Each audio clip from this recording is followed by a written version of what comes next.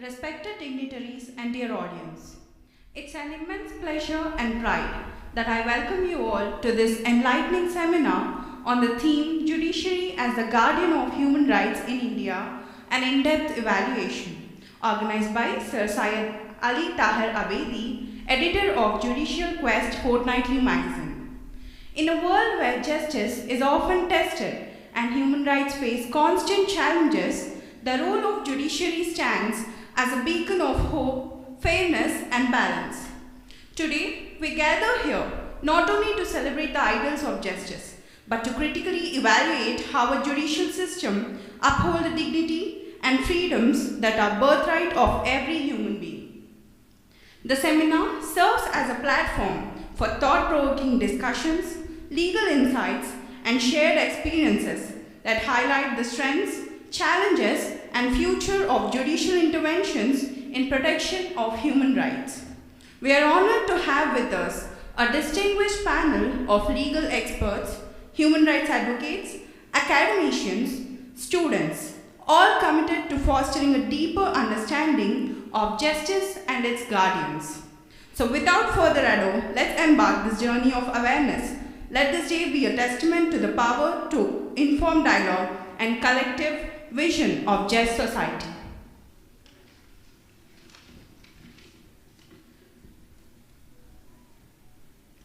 It is a great honor and privilege that we welcome Honorable Justice V. Ramasubramaniam Sir, Chairman of National Human Rights Commission of India, to this distinguished seminar on Judiciary, the Guardian of Human Rights, and in-depth evaluation. Justice Ramasubramaniam Garu brings with him a rich legacy of over 4 decades of contribution to the Indian legal system, marked by judicial wisdom, scholarly depth, and an unwavering commitment to the rule of law. Born in Mannargudi, Tamil Nadu, graduating from Madras Law College, he enrolled at bar in 1983 and practiced for 23 years at Madras High Court, with a strong focus on service matters. His judicial journey began with his appointment as Additional Judge of Madras High Court in 2006, followed by a permanent judgeship in 2009. He later served in Telangana High Court and went on to become Chief Justice of Himachal Pradesh High Court in 2019. The same year, he was elevated to Supreme Court of India, where he served with distinction until his retirement in June 2023. During his tenure, he authored over 100 landmark judgments, including notable pronouncement on 2016 demonetization and corruption jurisprudence. On December 30, 2024, Justice Ramasubramaniam Garu assumed office as chairperson of NHRC, appointed by President of India following a rigorous selection process. His appointment reflects a deep trust in legal acumen and dedication to protection of human dignity and rights. Today, as we explore judiciary's vital role in safeguarding human rights, Justice Ramasubramaniam Garu's insights, drawn from his deep experience across judicial spectrum, will provide invaluable perspective and guidance.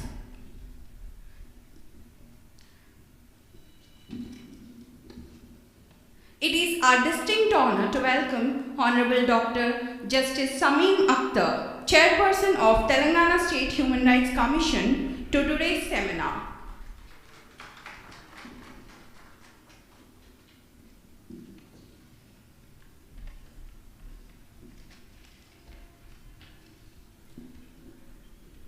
It's a great respect and privilege that we welcome Advocate C. Damodar Reddy Garu, a distinguished senior advocate of Telangana High Court, to today's seminar.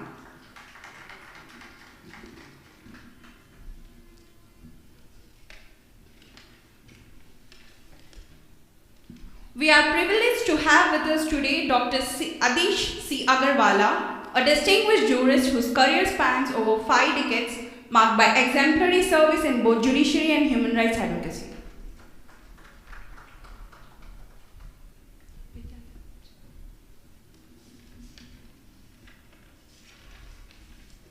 We are honored to have with us today Dr. Vidyadhar Bhatt C. Sir, a distinguished legal professional whose career spans over 38 years, marked by exemplary service in both judiciary and human human rights advocacy.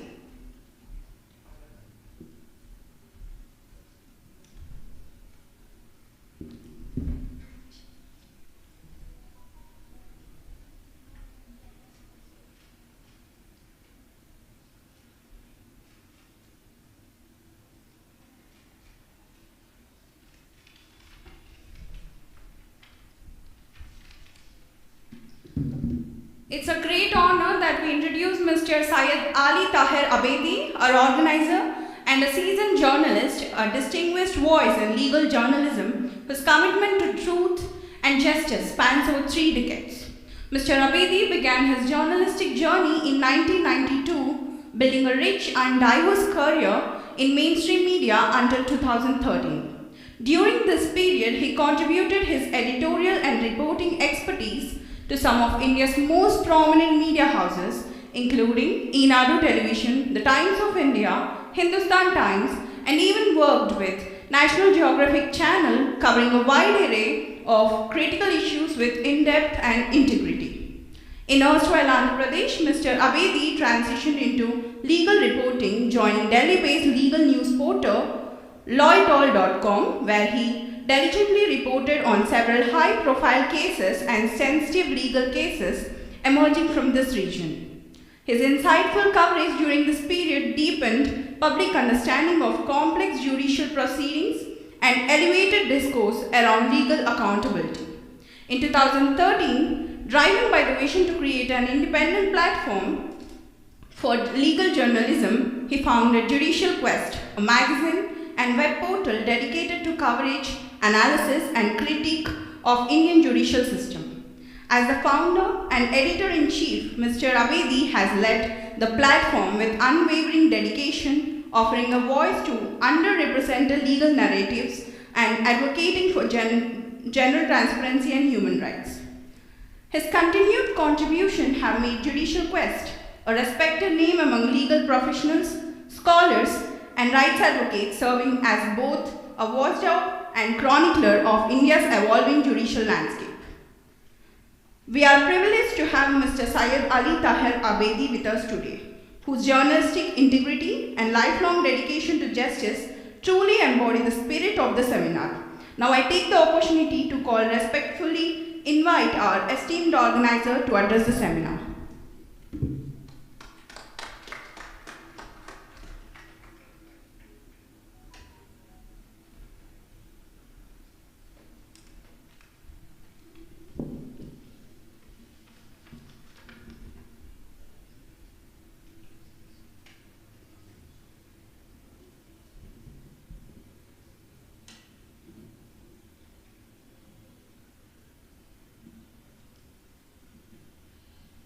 Justice V. Rama Subramanian sir, Justice Shami Akhtar sir,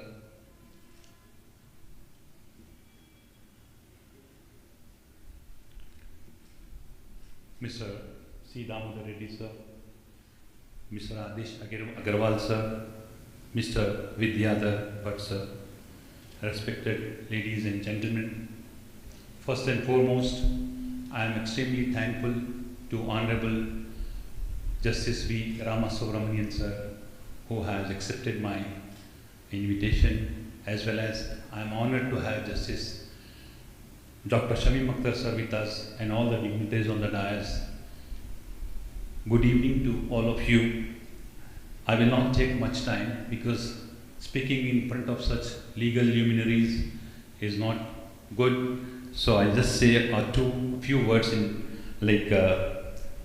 the topic why I have chosen judiciary as the guardian of human rights in India and in-depth evaluation. You people might have gone through the news in last 2 weeks. Several things have happened in the country where the conscience of the judiciary was imbalanced. I'm sorry, imbalanced in the way to deliver the verdict or to deliver the order to, there were several things have been happening. After the episode of the Professor Ali Khan Mahmudabad, when he was sent to judicial custody, and the Honorable Supreme Court gave him the interim bail, then our Honorable Justice V. Rama Subramaniam sir issued a notice to the Haryana DGP for submitting the detailed report. So that has given me the opportunity to select this topic. So in any democratic society, human rights are not just abstract ideals. They are the foundation upon which the edifice of liberty, dignity and justice stands. And in India, it is the judiciary that acts as the sentinel, the firm guardian of these rights.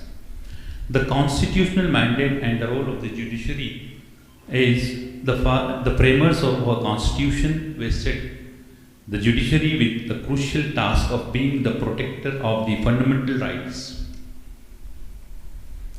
enshrined in the part 3 of the Constitution.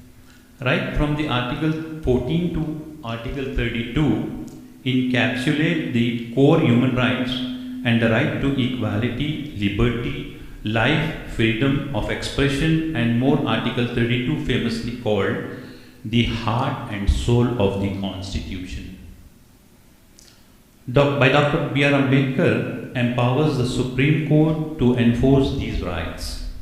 The judiciary, particularly the Supreme Court and the High Courts, has interpreted its role expansively, not merely as an umpire between the state and citizens, but as an active protector of civil liberties. The landmark judgment expanding the scope of the human rights.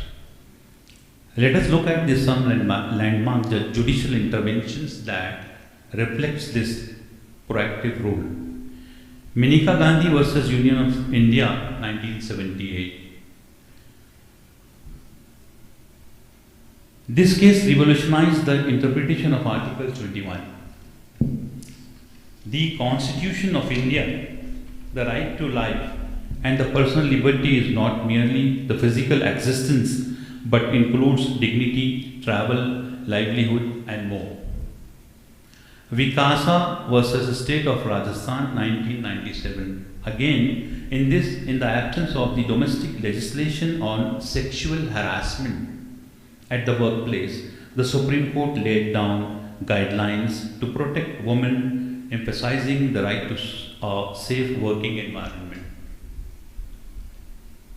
Right to privacy, Justice K.C. Puttaswamy versus Union of India, 2017. Again, this judgment has changed the paradigm of the legal approach.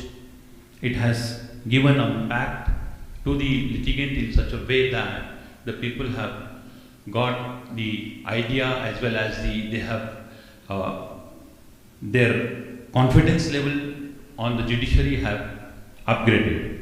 Declared by privacy of as a fundamental right under the Article 21, showing the evolving and dynamic approach of the judiciary. Navjit Singh Johar versus Union of India, again 2018, the decriminalization of Section 37 IPC upheld the rights of the LGBT community, once again the reflecting judiciary's commitment to inclusiveness and human dignity. Judicial activism and public interest litigation. The evolution of the public interest litigation PIL in the 1980 marked a turning point. It made the doors of justice accessible to the poor and the marginalized and the voiceless. The courts took sumo cognizance of human rights violations and expanded the concept of the locus standi, allowing any concerned citizen to approach the court. Through PIL, the judiciary addressed issues like bonded labor, environmental degradation, prisons conditions, custodial deaths, and more, going far beyond tradition litigation to become a true people's code. Now the challenges and criticism. However, this role has not been without controversies and criticism. Judicial overreach, pendency of cases, delayed justice, and inconsistency in verdicts have sometimes eroded public trust. Questions have also been raised about selective intervention and the independence of the judiciary in politically sensitive cases.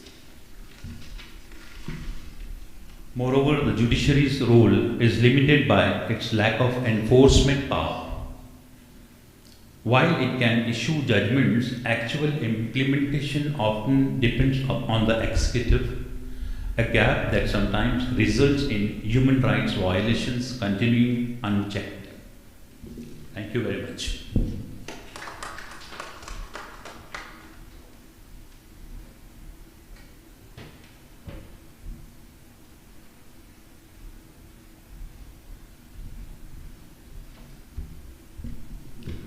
A very thoughtful insight, sir.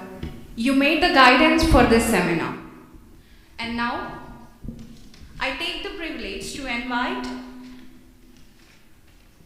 Sir Justice Ramasubramaniam Garu, who brings with him a rich legacy of over 4 decades of contribution to Indian legal system marked by judicial wisdom, scholarly depth, and an unwavering commitment to the rule of law.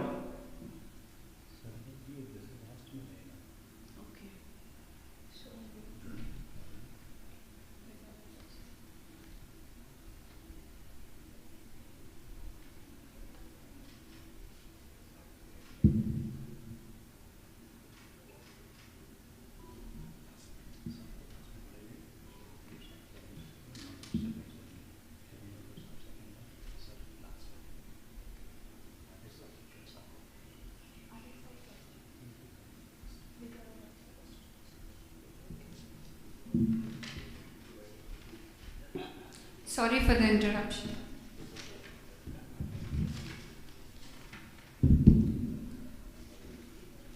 We are honored to have with us today Dr. Vidyadhar Bhatt C. Sir, a distinguished legal professional whose career spans over 38 years marked by exemplary service in both judiciary and human rights advocacy. Dr. Bhatt served as registrar at Telangana High Court, where he played a pivotal role in enhancing the court's administrative efficiency and ensuring the seamless delivery of justice. His tenure was characterized by a commitment to upholding the rule of law and improving judicial process. Following his esteemed service in judiciary, Dr. Bhatt transitioned into private practice and currently a partner and advocate at Pro Legal Minds, a prominent legal firm based in Hyderabad. He has a remarkable specialization in various facets of law. In addition to his legal practice, Dr. Bhatt has made a significant contributions to human rights. He served as the Secretary and Chief Executive Officer of Telangana State Human Rights Commission, where he was instrumental in promoting and protecting human rights within the state. His leadership in the capacity led to various initiatives aimed at enhancing awareness and addressing human rights issues. Dr. Bhatt's extensive legal background, combined with his administrative experience and commitment to human rights, positions him as a seasoned expert in Indian legal landscape. We are privileged to have him here today to share his insights on crucial role of judiciary in safeguarding human rights in India. We request you to share your valuable insights, sir. Welcome.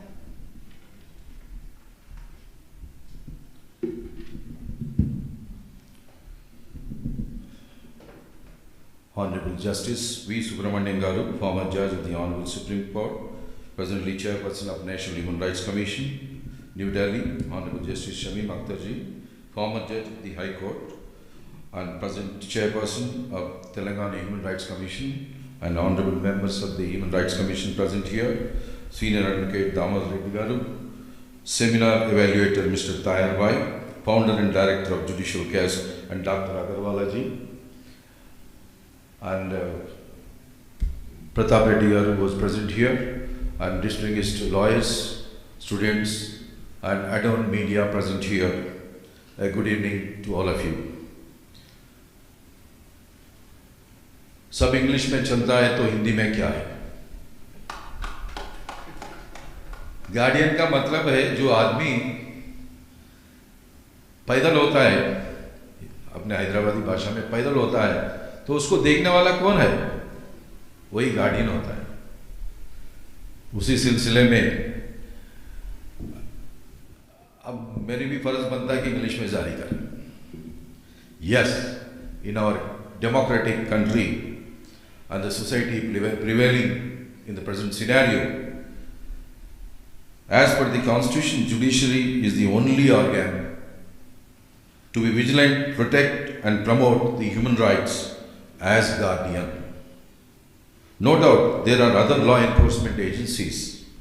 Still, the Commission of Human Rights plays an important role in protecting human dignity under Chapter 3 of Protection of Human Rights Act 1993. In the jurisprudence of human rights, indivisibly includes civil and political rights.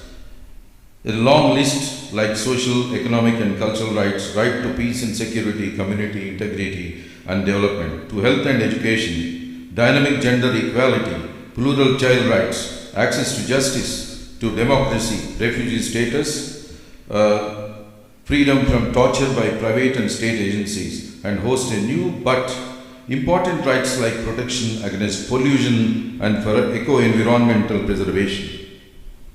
And before stretching further, present scenario, advancement of technology destroying the peaceful lives of our people in the country, power of toxic consumerism, mental moral depravity through global rich publicity, and collective rights without which individual rights were nothing. Hence, the judiciary explores an pioneering methodology towards the interpretation of fundamental rights and directive principles of state policy. The Apex Court of India has expanded the extent of judicial review to include review of all those state measures which either violate the fundamental rights or basic structure of the Constitution. In the present scenario of functioning of legal system, even the right of the speedy trial has become a universally recognized human right. A significant contribution of judicial activism safeguarding this right under Article 220 and Article 32 of the Constitution. Here, I would like to emphasize my personal experience for the last 30 years being in the judiciary. In a trial, the honorable bench is ready to dispose the matter, but the system below, I think you can understand very well, is not allowing it to be completed for the reasons best known to everyone. By one way or other, taking adjournments and other way around, continuing the process of adjudication before the honorable bench, that leads to and derail the speedy justice before the trials, in the trials. So hence it has become time-consuming process to get justice for commuters in the court. Why? Because we are going to the court for a justice, agreed. The honorable judges are ready to dispose the matters, but the system is not allowing. How? It depends on us, who has to show interest towards the user of the वकालत वकील के लिए जो आता है, you must think him as a god and you must help him out in all aspects.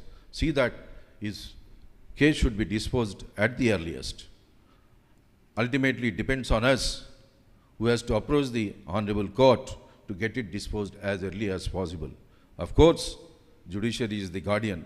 I'm not saying that, but however, it is in our hands. We need to support the system. But we need to be safeguarded. Our rights should not be infringed. Need to live luxuriously without any effort. For getting employment, one need to such different ways. Why? This scenario is fast approaching in the present days. You are all aware of that. The earnings of the individual increase like anything. There is no identity for hard and sincere working in the system. In case the Apex Court, in acquitting the under trial prisoner, issued number of guidelines in addition to the proposition laid down in A.R. Antule versus R.S. Naik. If those guidelines are followed, hope there may be a continuity of administration of delivery system. It seems I am becoming emotional. Anyhow, due to the guardianship of the judiciary, only the citizen could be able to live with little peace.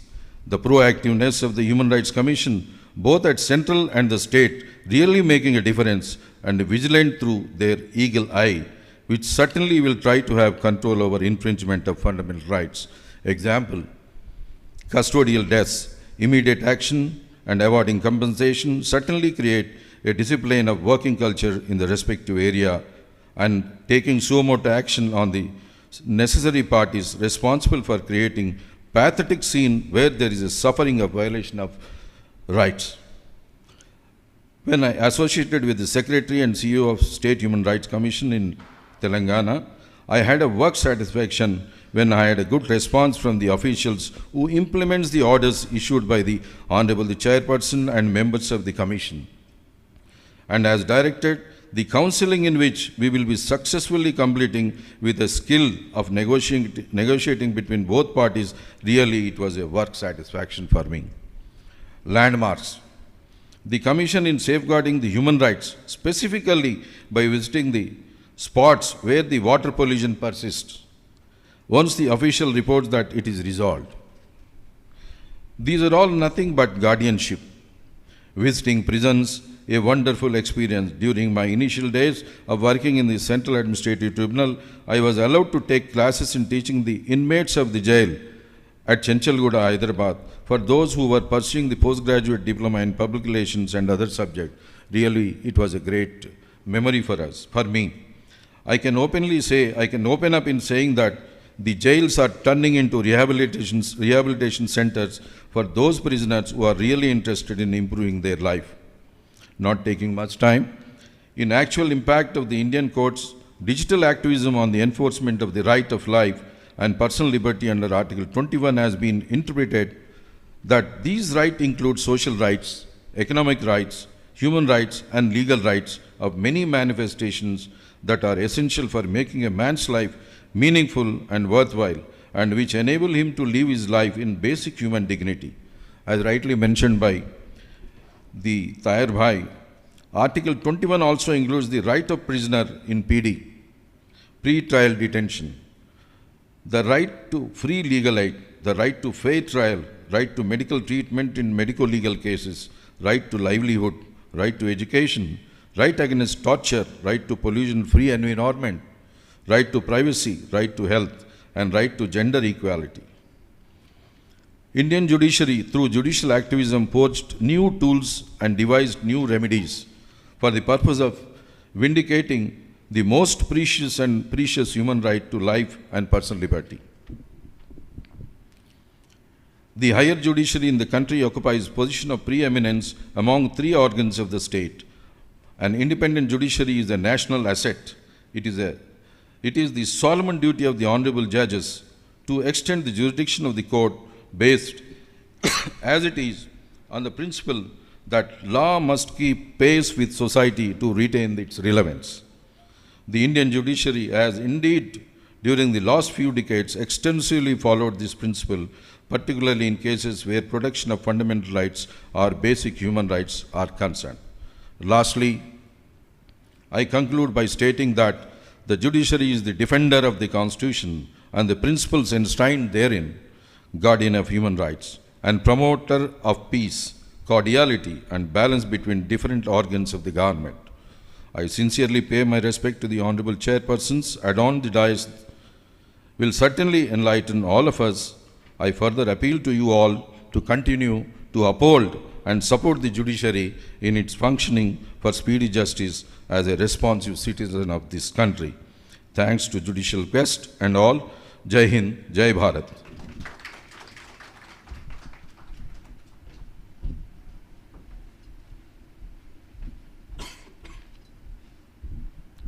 Thank you, sir. Your in-depth evaluation has added valuable insights to this seminar. And now we are privileged to have with us today Dr. Adis C. Agarwala, a distinguished jurist, President of International Council of Jurists, President of All India Bar Association, on this dais. I welcome you, sir.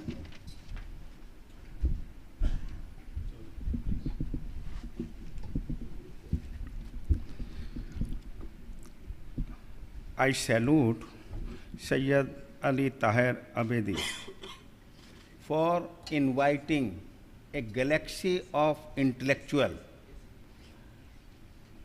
including the most people's judge, Justice V. Rama Subramanian, who has been a judge of Supreme Court and also now the chairperson of National Human Rights Commission, Dr. Justice Shamim Akhtar, former judge of Allahabad High Court, Andhra High Court, and presently the chairperson of Telangana State Human Rights Commission, Professor C. Damodar Reddy, senior advocate, and who is very lawyer, senior advocate, become professor also. So that's why I added.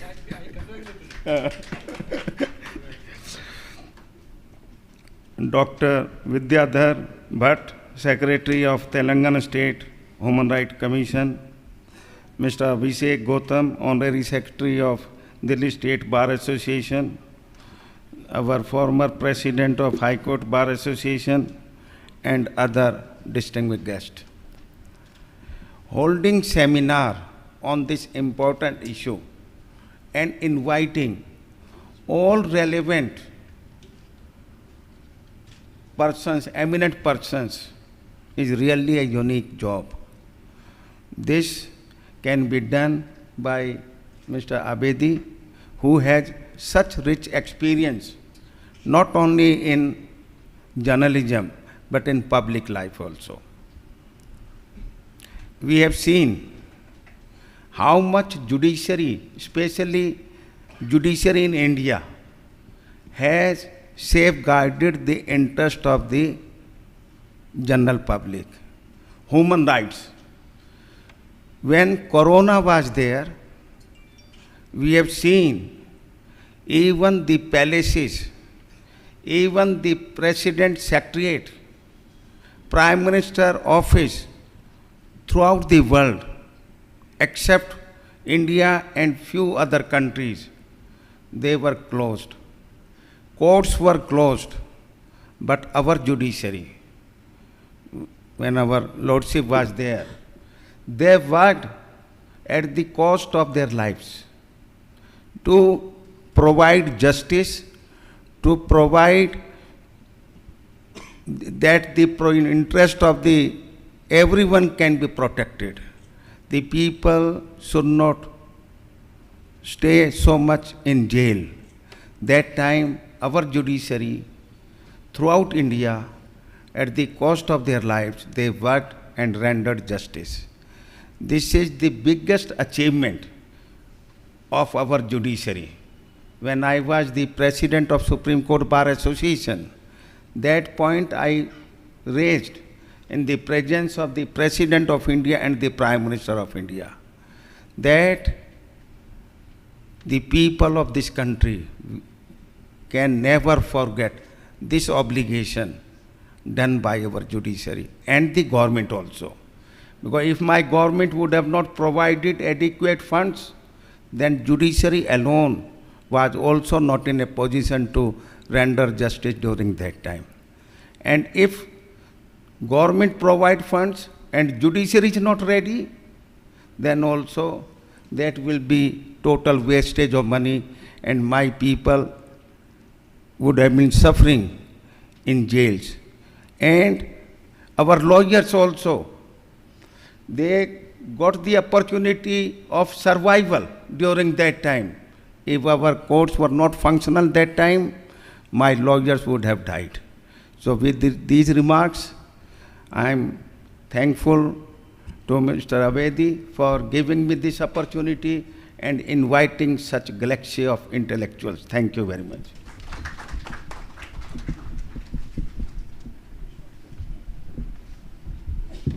Thank you, sir, for reminding us the achievements of Indian judiciary. Your insights added a thoughtful approach to this seminar.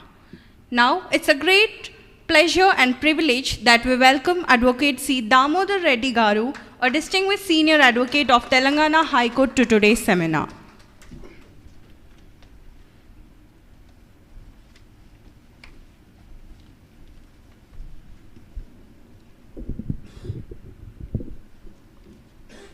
Good evening, everybody. Today's chief guest, Honorable Justice V. Ram Subramanian Garu, a former judge and presently chairperson of National Human Rights Commission. Honorable Justice Dr. Shamim Akhtar Garu, former judge of Telangana High Court, and he was judge of United High Court, combined High Court, it's Andhra Pradesh, and presently chairperson of State Commission for Human Rights. Honorable my colleague Dr. Adish C. Agarwala, who is incidentally joined us today, though he came here for a darshan, Lord Darshan, but it's fortunate that we have his presence also. And my friend Vidyadhar Bhattji, the members of State Human Rights Commission, Mr. Pratap Reddy, former Public Prosecutor High Court of Telangana. Good evening, friends. It's a happiest occasion for me to recollect Honorable Justice Ram Subramanian Garu was judge of this High Court during the year 2018 and 19. The combined High Court was bifurcated and a separate High Court, that is the High Court for the state of Telangana, was constituted. And his role was very important during that process of bifurcation. And fortunately, during that year, I was the president of Telangana High Court Advocates Association. And we had several interactions, and for smooth completion of the bifurcation of the staff, judges, judicial officers, and infrastructure, etc., etc. So his contribution for our Telangana High Court is memorable, and we thank with Justice Ram Subramanian for his contributions at that time. Now I congratulate Mr. Tayar Bhai for initiating this seminar at this present juncture, which is very relevant since the situation in the world is warranting the debate on human rights, since in most of the countries our human rights are being violated. And the subject is taken is, though very old, but at present scenario, it is very relevant and appropriate to debate on this. All of you know that after Second World War, the issue of human rights, protection of human rights movement started in 1945, and a universal declaration was passed by the United Nations in 1948. So that was adopted by all the countries, and the mechanism developed in all the countries to protect the human rights of the citizens. So far as today's topic, judiciary as a guardian of human rights in India, in an in-depth evaluation. The Indian courts stand as the last word on the Constitution and the foremost shield for individual rights a role they hold with both weight and responsibility. In a nation shaped by the wide economic gaps, varied faiths, and deep-seated inequalities, the bench tries to be a calm, unbiased referee who pushes lofty constitutional promises into everyday life. Because judges are shielded from the rough and tumble of elections and party loyalties, they can step in firmly when rights come under threat, something the government and parliament rarely do. This power grows even more critical in India's federal setup, where the tug of war between state and central authorities can leave citizens' rights hanging in a balance. Acting as the true constitution's watchdog, the judiciary not only settles legal squabbles but also keeps political and bureaucrats' muzzle in check, making sure new laws and schemes stay within the twin lines of legality and fairness. India's constitution steps up a broad two-part toolkit for protecting human rights, with core rules found in Part 3 of Fundamental Rights and Part 4 on Directive Principles of the State Policy. Fundamental rights give people enforceable claims to civil and political freedoms, speech, religion, movement, and equal treatment before the law. Article 32 is equally powerful. It lets the Supreme Court hear rights cases first, turning the judiciary into frontline guardian against the government abuse. The non-justifiable directive principles still steer and the state toward social goals like education, healthcare, and fair wages. Courts have creatively read the two parts together, using the principles to deepen the freedoms in the rights, so welfare and liberty grow side by side. Article 21 of the Indian Constitution says that no one can be deprived of his life or personal liberty except in accordance with the procedure established by law. Although the rules look narrow, the courts have turned into powerful shield for human rights. In Maneka Gandhi versus Union of India, 1978, and so on. And this, my learned friends also referred to it, but I don't want to repeat those things. But the public interest litigation, justice beyond legal formalities, probably the court's biggest step towards giving ordinary people a voice has been public interest litigation, or PIL. Under usual rules, only someone personally harmed could bring a case.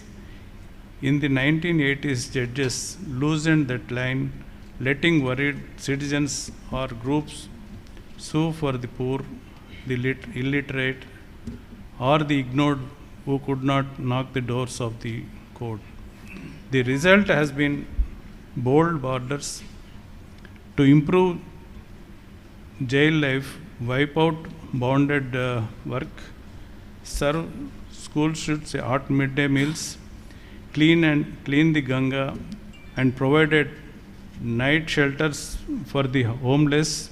By using PILs, the bench reached into lives of long forgotten and reinvented itself as a engine of social reform. Detractors say the move sometimes lets judges wander too far into policy territory, yet no one denies that PILs have opened courtrooms wide and pulled justice within everyone's grasp. In recent years, the judiciary has really stepped up to safeguard the rights of those who are often overlooked, like women, children, transgender individuals, people with disabilities, and sexual minorities. The Supreme Court has made some groundbreaking decisions. For instance, in the case of Nalsa versus Union of India in 2014, it's acknowledged the existence of a third gender and urged governments to ensure they receive reservations, job opportunities, and access to health care. Then in Navjit Singh Johar, Union of India, 2018, overturned the Section 377 IPC, effectively discrimination, consensual same-sex relationship, and championing LGBTQ rights. The Joseph Sain case 2018 also played a pivotal role by rulings have not only granted constitutional protections to communities that have faced oppression for so long, but have also challenged the outstanding social progress. By recognizing rights based on the identity, the judiciary has significantly influenced the conversation around equality, dignity, and non-discrimination. The challenges to judicial effectiveness in human rights protection. Despite these accomplishments, the judiciary's role in safeguarding human rights does have its limitations. One significant challenge is the backlog of cases, over 70,000 pending in the Supreme Court alone, which slows down justice and often makes relief feel ineffective. The enforcement of judicial orders frequently hinges on the executive branch's willingness to act, which can sometimes be lacking. Additionally, the judiciary faces criticism from its inconsistency. At times, it takes an active and progressive stance, while at other moments, it appears conservative and hesitant. There are also concerns about judicial overreach, where courts are perceived to be stepping into the legislature arena, which undermines their credibility. Accessibility is another major issue, especially for rural and marginalized communities. Without affordable legal assistance and proper awareness, many profit.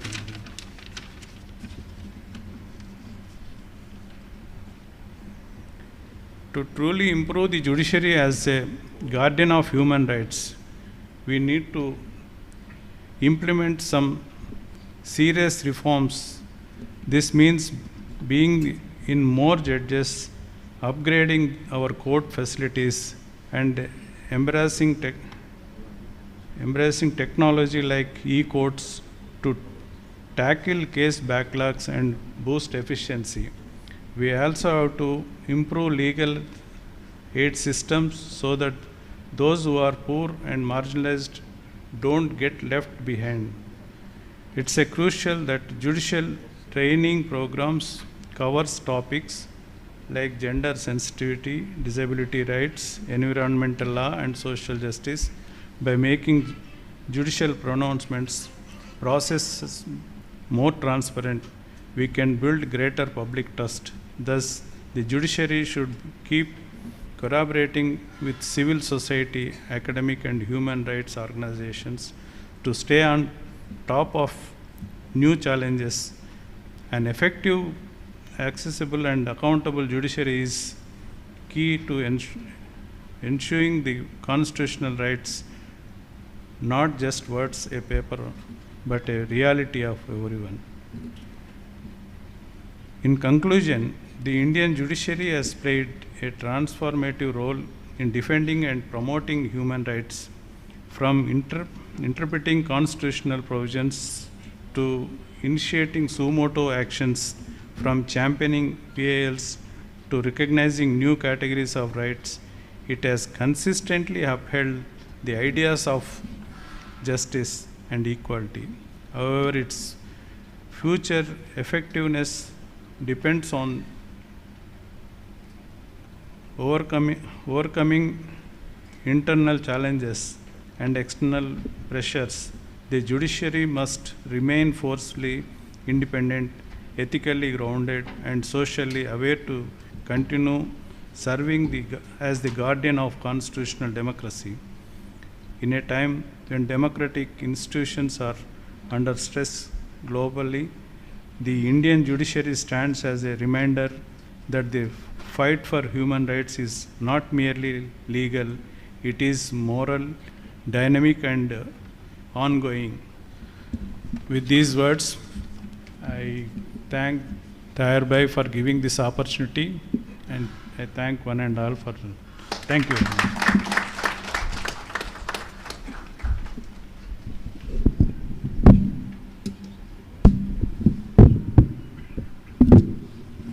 Thank you, sir. Your insights on realistic implementation of human rights laws gave a practical view to this seminar. Now, I take the distinct honor to welcome Honorable Dr. Justice Shamim Akhtar, Chairman of Telangana State Human Rights Commission and former Judge of Telangana High Court, to speak a few words.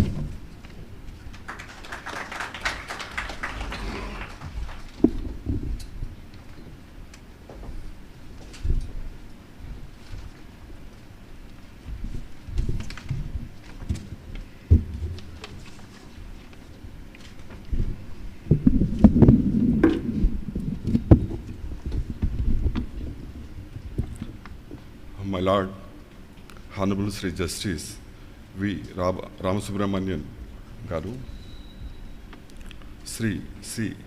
Damodar Reddy Garu, Advocate, High Court for the State of Telangana, Dr. C.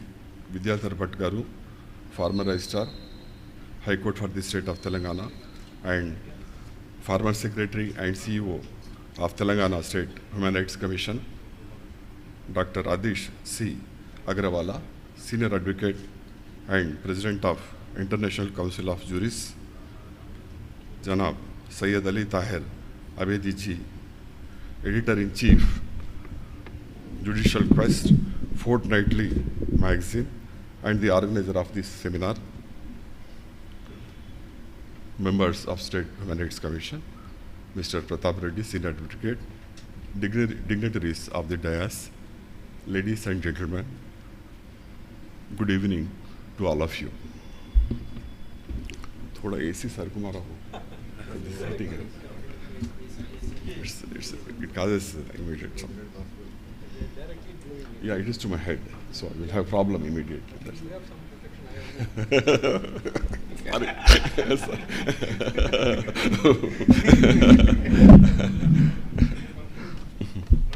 Thank you. It's a great honor to be part of this seminar on a vital topic, judiciary as a guardian of human rights in India. I thank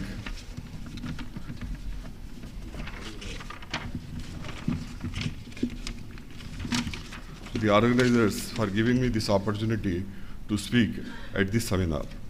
As a former judge of Honorable High Court and as chairperson of Telangana Human Rights Commission, I had the privilege of seeing the justice administration from two different perspectives.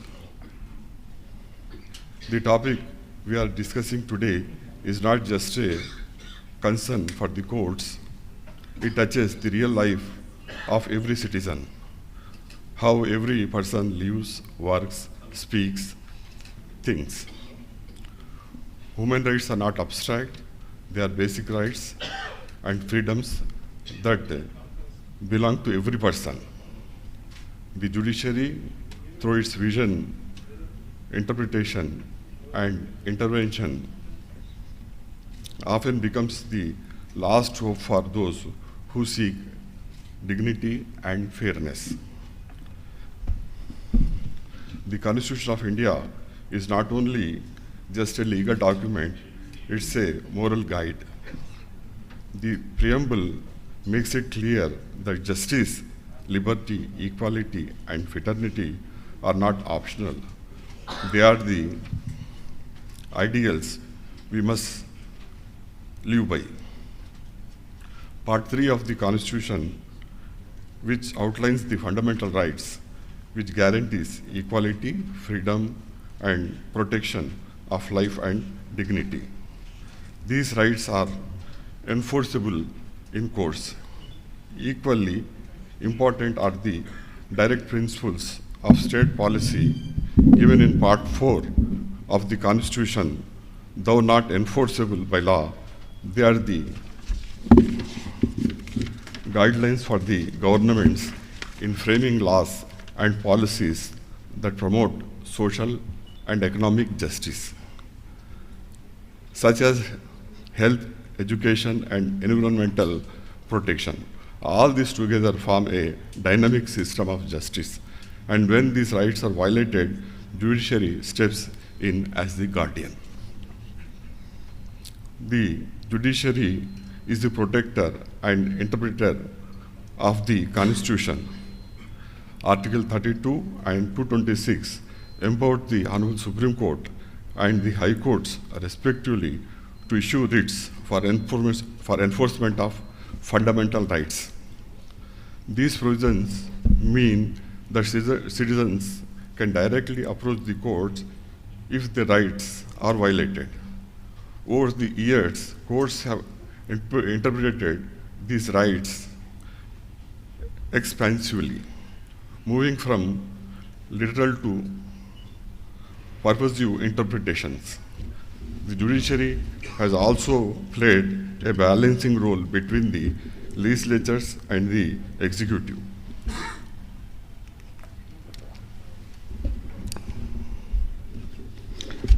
Ensuring that no branch of government oversteps its bounds. In this process, several landmark judgments have been delivered. The first and foremost judgment was delivered in Maneka Gandhi versus Union of India. My brothers have just referred this judgment. This case revolutionized the interpretation of Article 21 of the Constitution. The Honorable Apex Court held that the procedure established by law must be fair, just, and reasonable, which expanded the meaning of the right to life and liberty.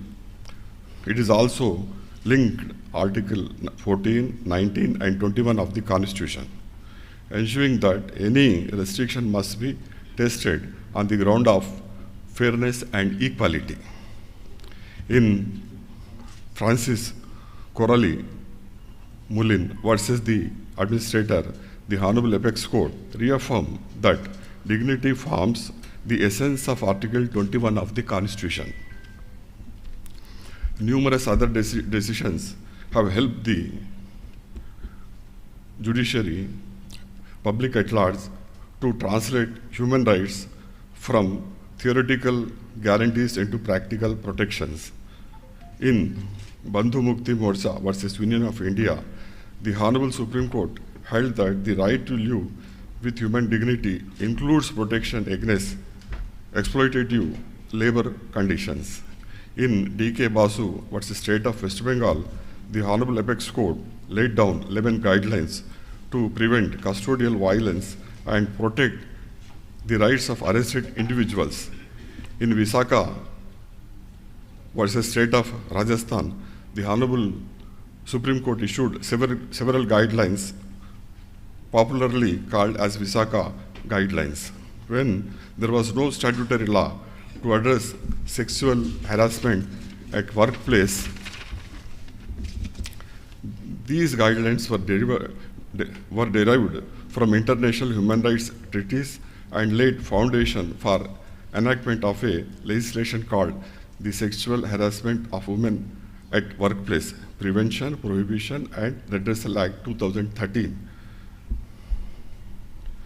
In People's Union for Civil Liberties versus Union of India, the Honorable Supreme Court recognized the right to food as a part of the right to life under Article 21 of the Constitution and passed several interim orders directing proper implementation of food schemes namely Midday Meal Scheme, Antyodaya Anna Yojana, and public distribution system. In Olga, Tellis and others versus Bombay Municipal Corporation and others, the Honorable Supreme Court recognized that the right to livelihood is an integral part of the right to life under Article 21 of the Constitution. It provided judicial recognition to the plight of payment dwellers, asserting that their eviction without rehabilitation violates constitutional rights. In a historic case in Justice K.S. Puttaswamy and another versus Union of India and others, a 9-judges bench decision of the Honorable Supreme Court declared that the right to privacy is a fundamental right under Article 21 of the Constitution. The historic decision has far-reaching implications on laws relating to surveillance, data protection, and personal autonomy. In Prem Shankar versus Delhi administration, rights against handcuffing was discussed as handcuffs violate one's human right. The right to know is a fundamental component of Article 21 of the Constitution and was upheld by the Honorable Supreme Court in Rudal versus State of Bihar.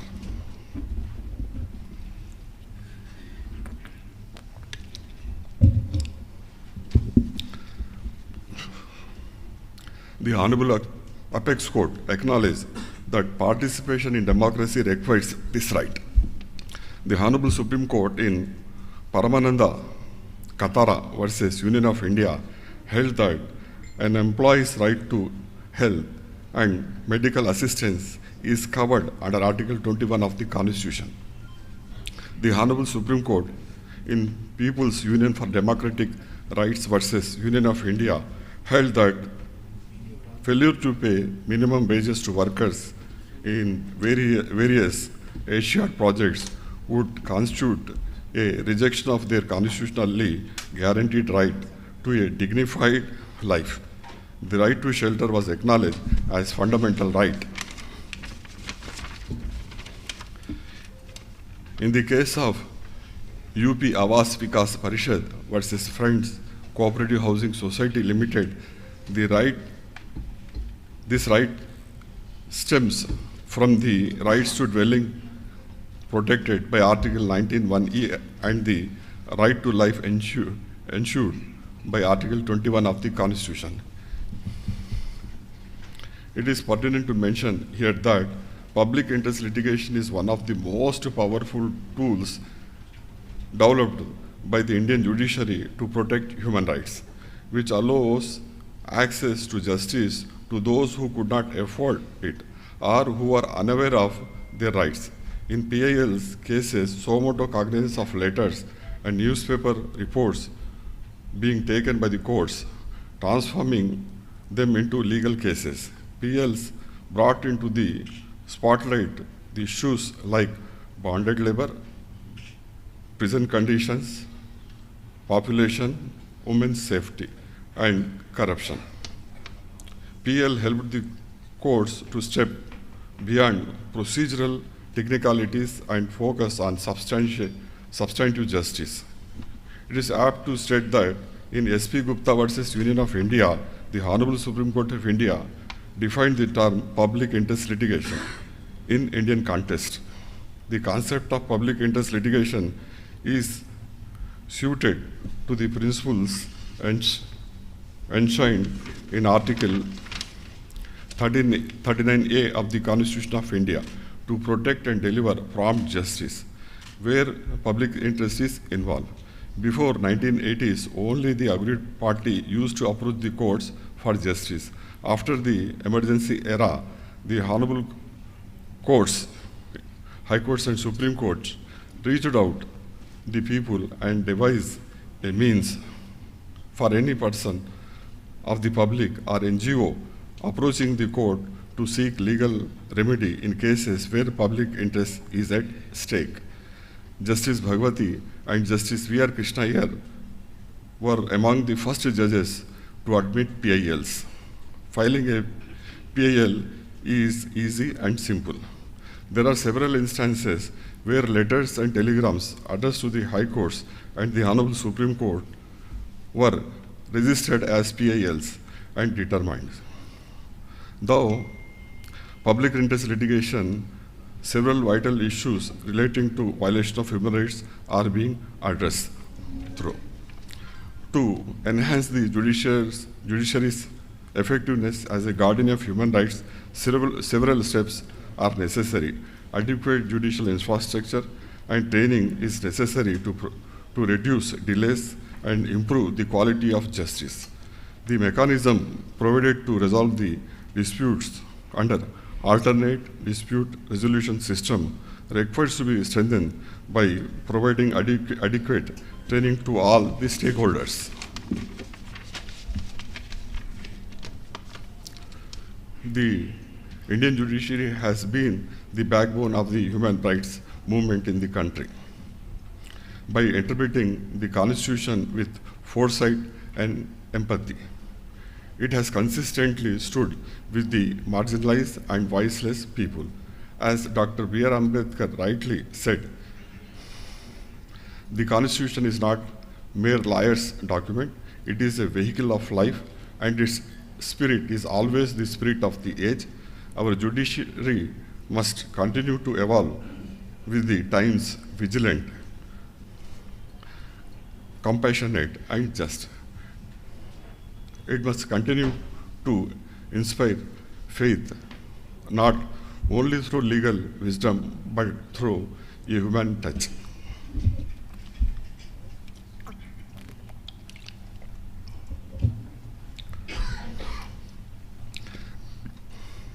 No system is perfect, but ours is evolving step by step towards a more just and compassionate society.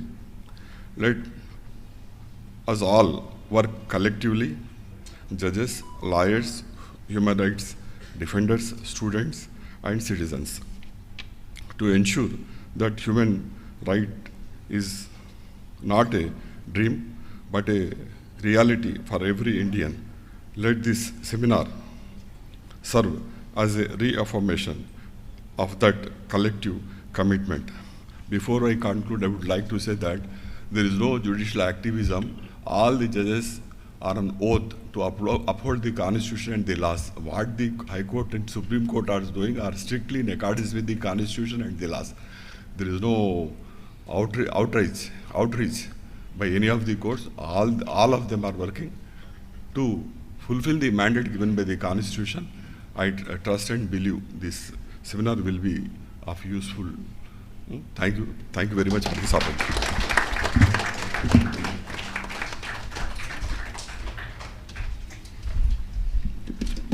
Thank you, sir. Your judicial experience has added valuable insights to this seminar. And now I take the great honor and privilege that we welcome Honorable Justice V. Subramaniam, sir, former Judge of Supreme Court of India and Chairperson of National Human Rights Commission of India, to give his valuable insights.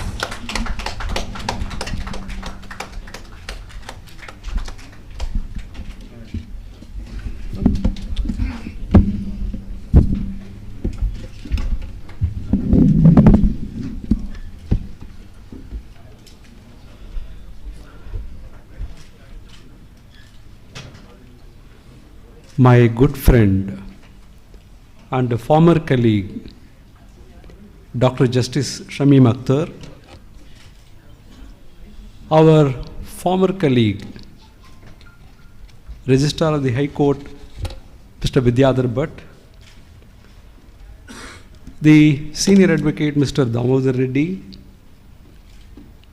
the omnipresent and ever colorful Dr. Adish Agarwala, former President of the Supreme Court Bar Association, and Mr. Syed Ali Tahir Abedi, the root cause for today's seminar. Dear advocates of the Telangana High Court, distinguished invitees, when Mr. Syed Ali Tahir Abedi requested me to come for a seminar, I readily agreed for two reasons. One is, I always consider a visit to Hyderabad as my homecoming. The second reason is that this has given me an opportunity to share the dais with Dr. Justice Shamim Akhtar, with whom I share the dais as a judge of the Telangana High Court. So we actually shared pleasant memories. In 2016, on my own request, I got transferred to the High Court for the combined states of Andhra Pradesh and Telangana and landed up in April 2016 here.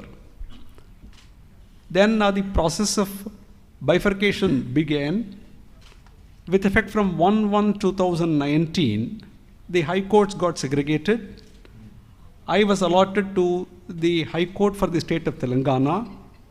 So I started functioning as a judge of the High Court for the state of Telangana with effect from 1/1/2019. On 21st June 2019, I was elevated as Chief Justice of the Himachal Pradesh High Court, and in September 2019, I was elevated to the Supreme Court. So I used to say, whenever I address the Telangana bar, that I am the first judge of the High Court for the state of Telangana to go as a Chief Justice of High Court and then as the judge of the Supreme Court. So there are different methods of getting into the pages of history. This perhaps is the shortest route to get into the pages of history. Now coming to the topic that Mr. Ali has chosen, Abedi has chosen for this seminar, judiciary as the guardian of human rights in India. He did not stop with that. He says in-depth evaluation. So what is it that the judiciary has done? If you look at the history of the courts in India after independence, especially after India became a republic and we adopted to ourselves the constitution, in the past nearly 75 years, what is the court's contribution? I would say that the court's contribution can be divided broadly into 4 areas. Number 1, despite the absence of law, the courts increased the access to justice for the common man. Today, a common man can approach the court. The facilitation for access to justice is the first area that the court have done remarkable work. And all this legal service, in fact, Legal Services Authorities Act came in 1987. But much before that, access to justice was ensured even by treating a letter written to the Chief Justice of India as a writ petition. So the first area where the courts made remarkable contribution towards improvement of the human rights of citizens is improving access to justice.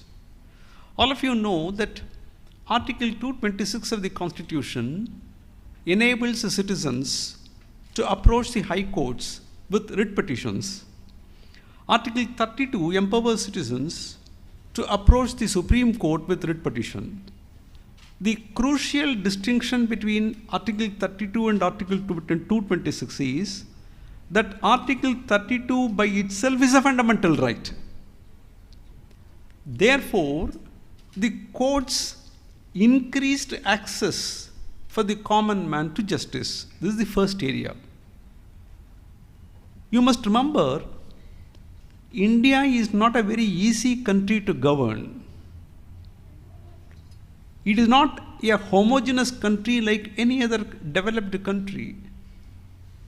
Today, if you take statistics, the population of India has crossed about 1.4 billion, which is nearly 1/6 of the entire population of the world.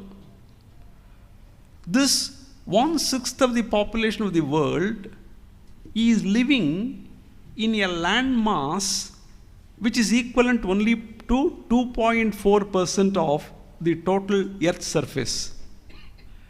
And this 1.4 billion population, look at the kinds of divisions we have. We have people following at least 8 major religions of the world. We have people who speak at least 22 official languages and more than 1,600 other languages and dialects. We have people who are divided by at least 3,600 castes and communities. So if a society is not homogeneous, if a society has got so many divisions in terms of religion, language, caste, race, community, it is impossible to have a cohesive society where one principle, one size fits all, one principle is acceptable to everybody. It's not possible. It is with this difficulty that courts try to balance the rights of people. The first achievement that the courts made was improving the access to justice. Then the second improvement that the courts, innovation, I would call it innovation, the second innovation that the courts made was to expand the horizons of Article 21 of the Constitution. All of you know that Article 21 of the Constitution guarantees right to life and liberty. Right to life and liberty, these are the words used in the Constitution, Article 21. But the words right to life was interpreted first by the Supreme Court to mean right to life includes a right to livelihood. That was the first step. Then right to livelihood in Maneka Gandhi included the right to travel, right to live with dignity. That was the next stage. Today we have come to a stage where, in common parlance, what do you understand as life?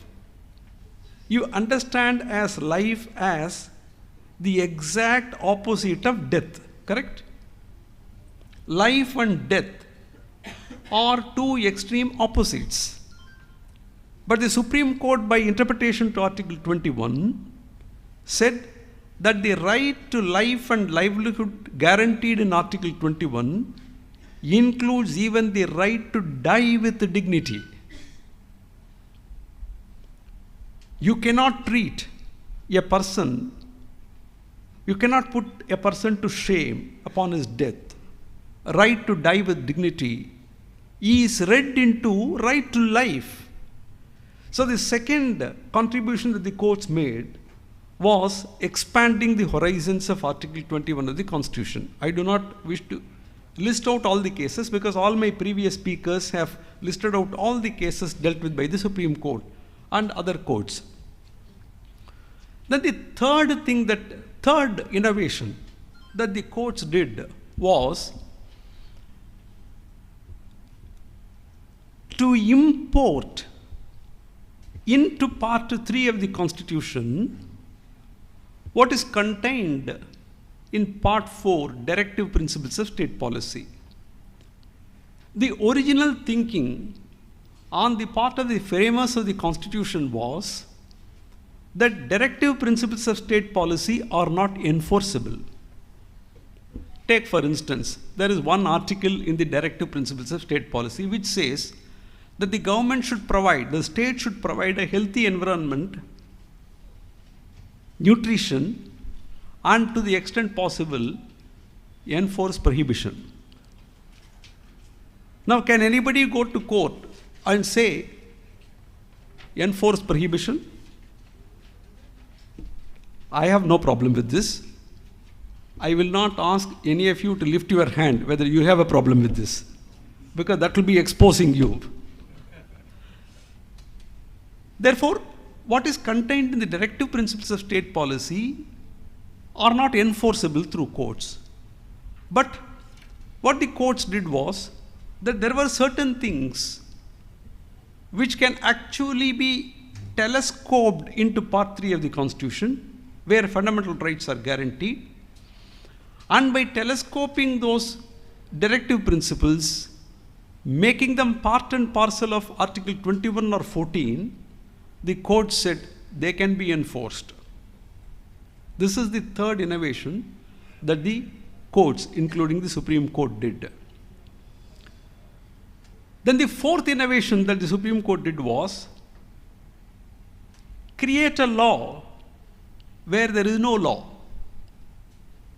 so that we are in conformity with the obligations arising out of India being party to international treaties and conventions.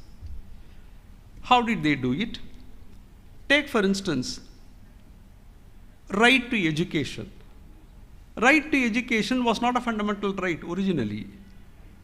But after Mohinigiri's judgment, the Parliament had to incorporate Article 21 capital A of the Constitution, guaranteeing a right to education at least up to the age of 14 years. Take, for instance, Vishaka's case. In the absence of a law providing a safe workplace environment for women, the Supreme Court created a law in Vishaka saying that there must be a gender sensitization committee, internal complaints committee in every organization, and what they should do till a law is enacted by the Parliament. It is only thereafter that the Parliament enacted a law. Therefore, this is the fourth innovation. In the absence of a law, Supreme Court filled up the vacuum. So these are the four broad areas in which the Supreme Court actually contributed. Supreme Court and other courts contributed to the protection of human rights and established themselves firmly as guardians of the Constitution. Now, coming to the next topic, Mr. Abedi in his opening remarks pointed out that there are certain gray areas where the courts, some people think, have failed, and some people think courts could have performed better. One of the very disturbing areas is what we call as free speech. Now, in a Constitution bench judgment which I had an occasion to author in Kaushal Kishore versus Union of India, two important questions arose. One question was that was a case, Kaushal Kishore, the reference to a Constitution bench came out of very peculiar circumstances. There was a case of rape in UP. Immediately the media made a big, issue out of it. One minister made a statement that people are creating a political controversy. There was no such rape. He prejudged the issue. Therefore, a writ petition was filed before the Supreme Court contending that this man occupying the position of a minister is not entitled to speak all these things, and how far free speech can go, where do we put a full stop, were the questions put to the court. Therefore, two of the important questions referred to the Constitution bench were, number one, whether the restrictions contained in Article 19(2) of the Constitution are sufficient, or do we need more restrictions in the context of the explosion of social media where people can write anything in anonymity or in their own name. Do we need more restrictions in the light of what people speak today? That was one of the questions. Second question was, can you hold the state vicariously responsible for a statement made by a minister? These were the two questions. Now let me tell you, what is the dilemma that the courts face? If a case involves clear infringement of one right, courts have no problem in ordering the enforcement of right. But if a court is confronted with a situation where two competing rights clash with each other, for instance, free speech cases today are cases where the right of a person to free speech competes with the right to dignity of another person. Therefore, how do you balance this? Is it a society like America where anybody can say anything, absolutely free, no restrictions? Can we fall into that category, or should we have some restrictions? I will tell you a very interesting case that came up before me when I was a judge of the Madras High Court. There is a particular political party in Tamil Nadu which is very, very vocal, very vociferous about the rights of the Indian Tamils as well as the Sri Lankan Tamils. So that political party used to organize a one-day conference on the occasion of the leader of the Tamils of Sri Lanka. Therefore, after 1991, the government of Tamil Nadu, whoever was in power, they had a problem in granting permission for holding this seminar for obvious reasons. After May 1991, all of you, I think, would understand what it means. So this political party used to come to court saying that I have a right to free speech. My opinion, I celebrate Mr. X. That is guaranteed by Article 19(1)(a). How can you prevent? When that case came up before me, something else happened parallelly. What happened parallelly was, there was a dispute between the state of Kerala and the state of Tamil Nadu over the strengthening of the Mullai Periyar Dam. This controversy, like Kaveri dispute between Tamil Nadu and Karnataka, this Mullai Periyar dispute between Kerala and Tamil Nadu is also ever going and ever growing. Somebody from Kerala produced a film on this controversy, and the film was titled Dam 999. Not D-A-M-N, it is D-A-M. Because D-A-M-N means damned. This is Dam, D-A-M 1999. This political party, which I am referring to, held demonstrations throughout the state asking for banning the film. Therefore, when this political party filed a writ petition challenging the decision of the police not to permit them to hold a conference to celebrate the Sri Lankan Tamil leader, I asked a simple question to the arguing lawyer. I asked him, is your claim in this case based upon your fundamental right to free speech? He said yes. Then I asked him, do you really believe in freedom of speech? I asked him. He said yes. Then I asked him, may I know your opinion on the release of the film Dam 999? Immediately he started sulking. He said, my lord, I have to take instructions from my client. I asked him, what instructions? Then he said, my lord, that film hurts the sentiments of Tamil people. Then I said, excellent, this is the answer I wanted, because I want to understand what your understanding of the right to free speech is. According to you, you have the freedom of speech to hurt everybody, but nobody else has the freedom to hurt your sentiments. That is the way you have understood Article 19(1)(a). He did not have an answer. So today you must remember, we are living in a society where we are concerned about our own rights why do these free speech cases create a lot of controversies? They create a lot of controversies because something that borders on hate speech, something that borders on hurting the sentiments of somebody, one section is up in arms. The other section says, I have a right to free speech. Courts, in order to enforce the fundamental right, direct the police to provide protection.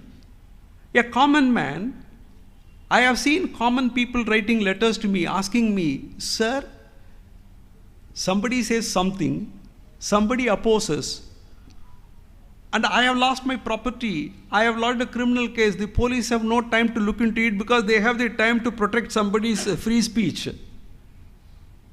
So this is the dichotomous world in which we live.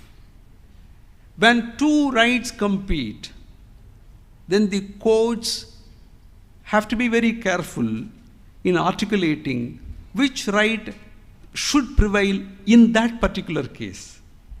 There cannot be a hard and fast rule.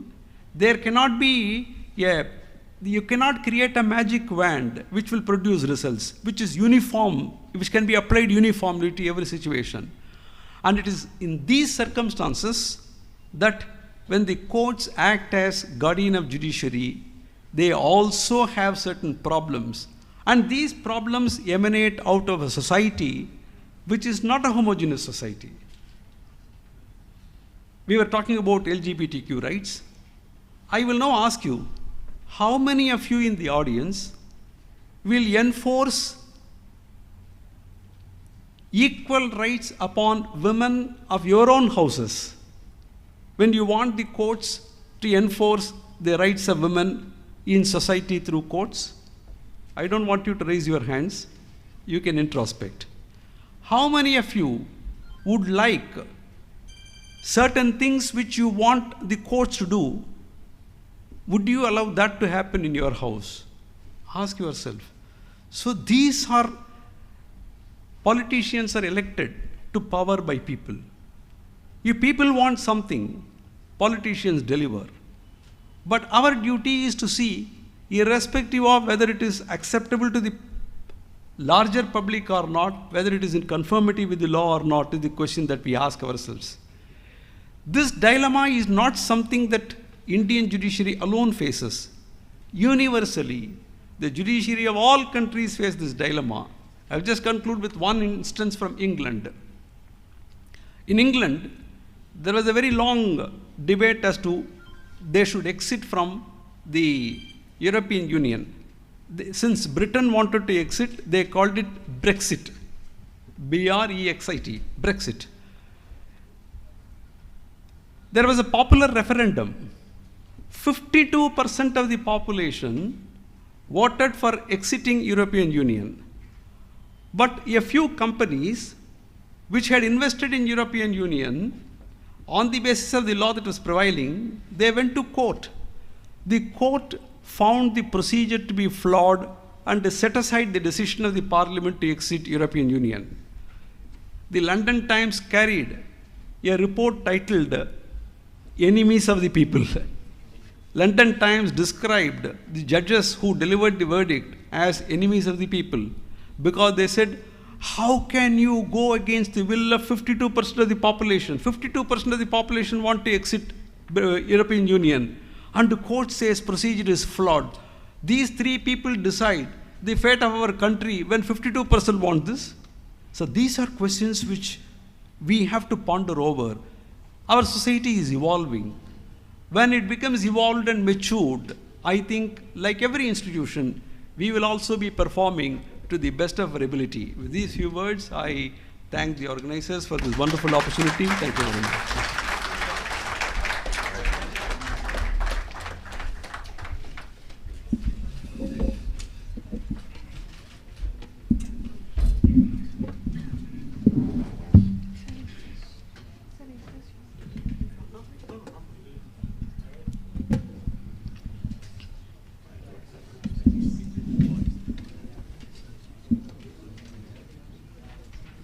उधर है वो Soni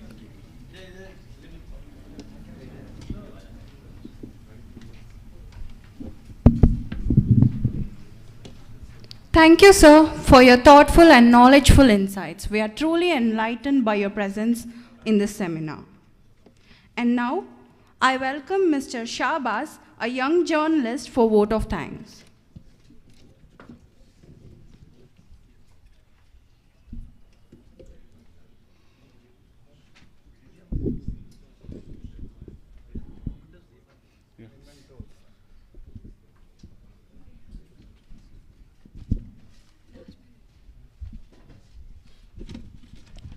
Now,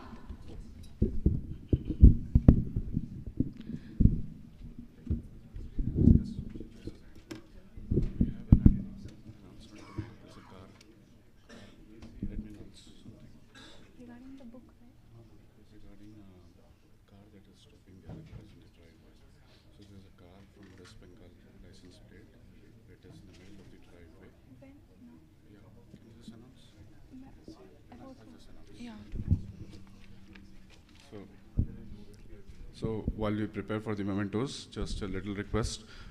We have a white colored WagonR car with a West Bengal license plate. So if the owner is here in the hall, we request you to please hand over the keys so we can move it towards the parking side. It's blocking the driveway.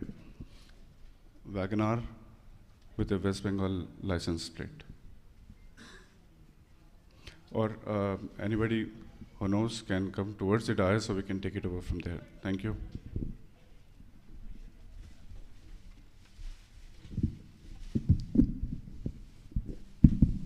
anyone with a WagonR of West Bengal registration, please do approach the management. Now I humbly request our esteemed organizer to kindly come forward to present the memento and for the salutation of Sir V. And for felicitation of Justice V. Subramaniam, sir, by Syed Ali Tahir Abedi, sir.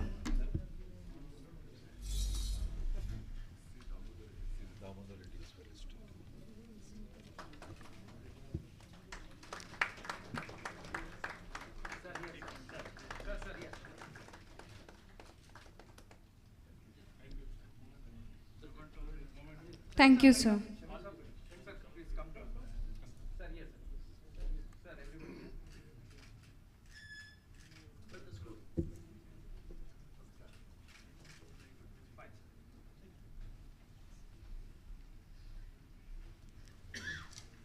Now, I humbly request our esteemed chief guest, Justice Ramasubramaniam, sir, to kindly come forward to present and felicitate Shamim Akhtar, sir.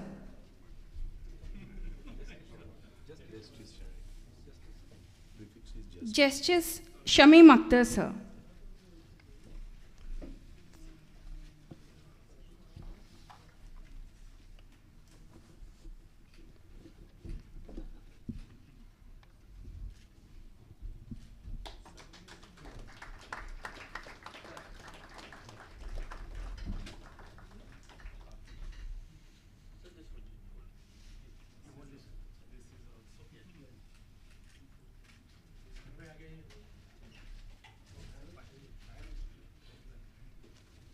Thank you, sir. Now, I humbly request our esteemed chief guest, Justice Shamim Akhtar, sir, to felicitate Damodar Reddy, sir, and also present the memento as token of gratitude.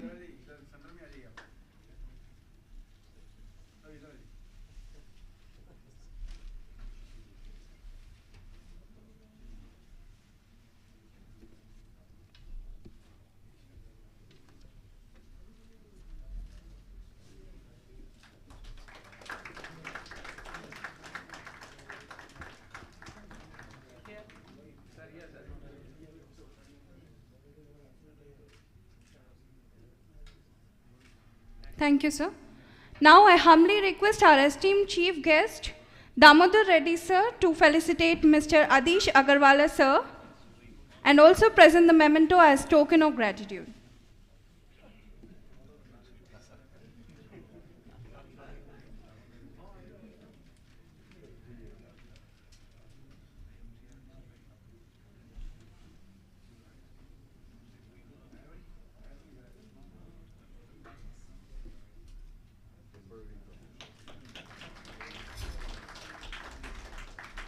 Thank you, sir.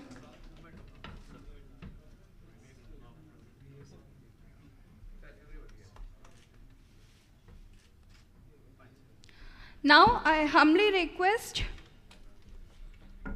Sir Syed Ali Tahir Abedi to present the memento and felicitate Vidyadhar Bhatt sir.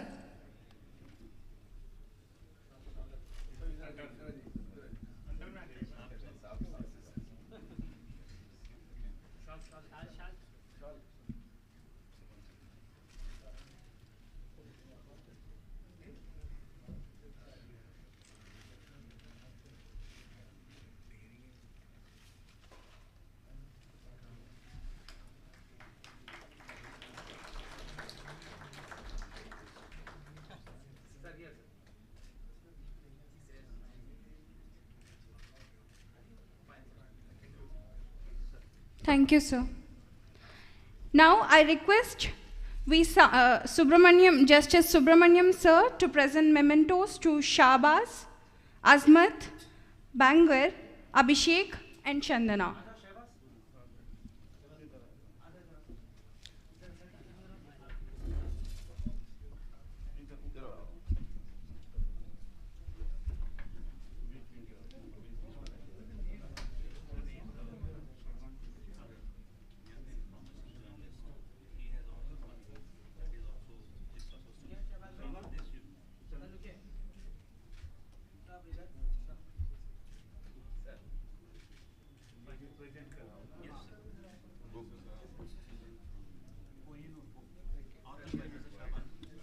I am glad to announce that Mr. Shahbaz, a young journalist, is here to present the book Kohinoor to Honorable Justice V. Subramaniam sir and Honorable Justice Shamim Akhtar sir. Authored by Mr. Shahbaz. The book name is Kohinoor.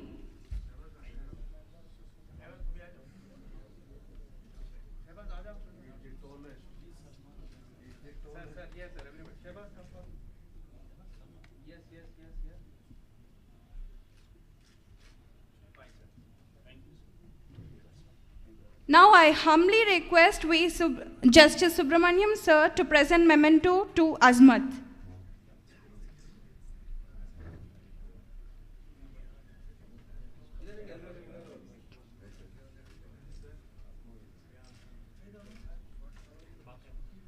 Now I humbly request Subramaniam sir to present memento to Basar.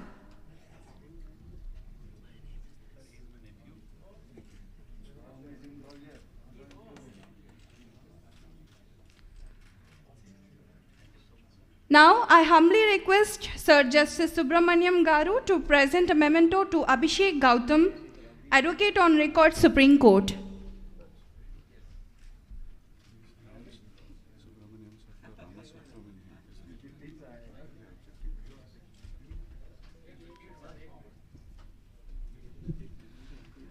Now I humbly request Justice Ramasubramaniam sir to present a memento to Chandana as a token of gratitude.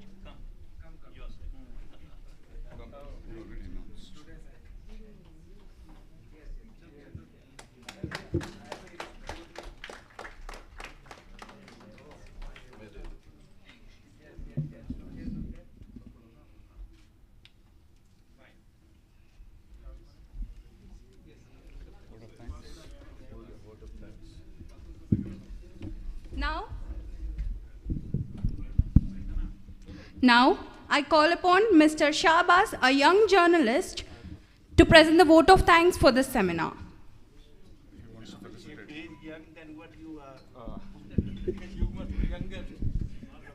So, Damodar sir will now felicitate the organizer, Janab Said Tahir Abedi sir.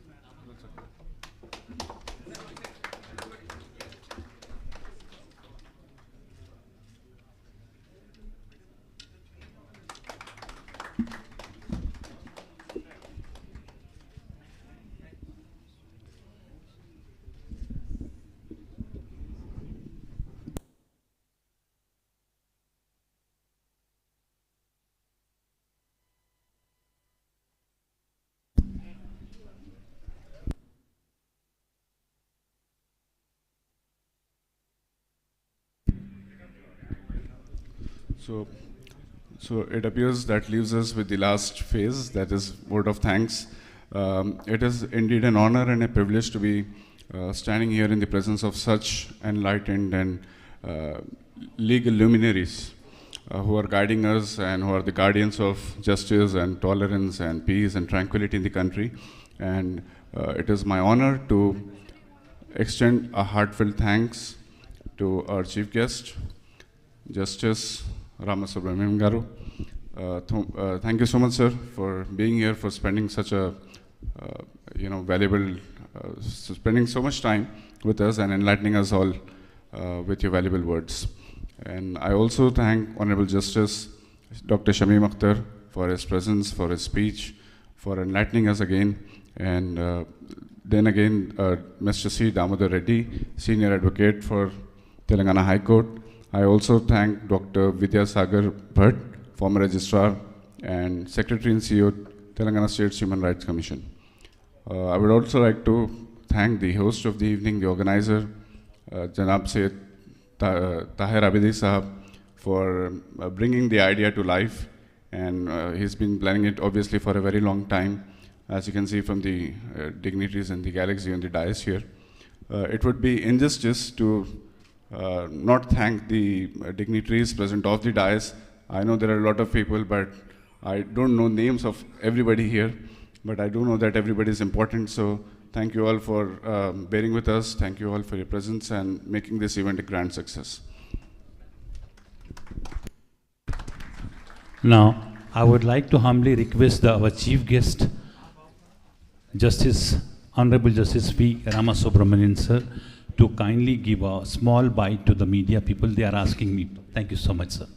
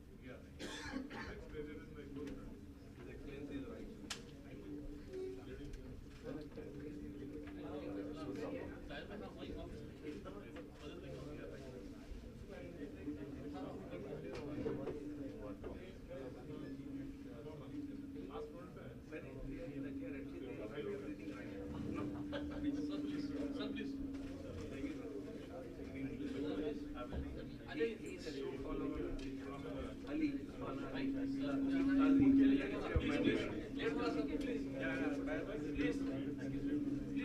Please, please.